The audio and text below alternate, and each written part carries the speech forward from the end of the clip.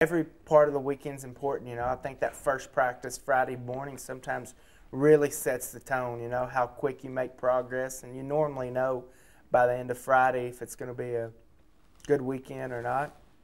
And, you know, qualifying also on Saturday is really important. The level of competition in MotoGP is so important that you can't, or right now, you know, can't qualify on the fourth row and expect to have a big result on Sunday normally. So it's all important. Every lap, every session, you really got to focus on it and get the most out of everything. So come Sunday when it is time to race, you're prepared. And those meetings at night are just as important to make the right decisions with your team and to make the right steps to be ready to race.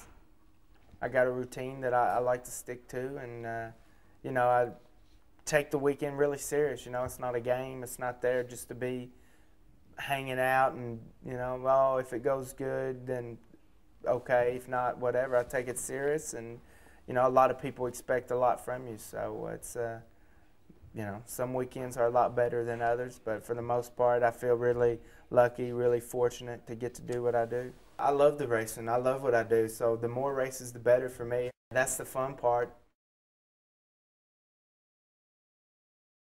Every race is a big race, but you know, the home GPs in America this year, Laguna Seca, we're going to race July 4th. And Indy also is huge. I mean, MotoGP in America is growing a lot, and Indy's very close to my house, and we've worked a lot promoting the race together. Those two, and then also the two Italian rounds, Mugello in particular. I think to be the factory Ducati rider, go to Mugello is something I'm quite excited about. Certainly be a big sense of pride, and but they are important. They all pay the same amount of points, so you need to bring your A game every week. The road bikes are getting really cool, and the new Hyper Motard by Ducati is pretty cool because it's so versatile. I would have to say that's probably the best bike. If I had to go out and buy a street bike right now, that would be the one.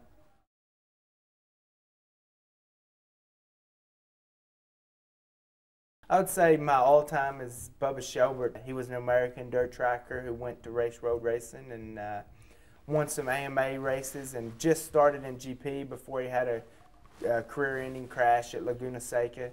And actually, the second year I won Laguna, I wore his replica painted helmet like his, and that was one of the coolest moments of my life to win the race in his helmet.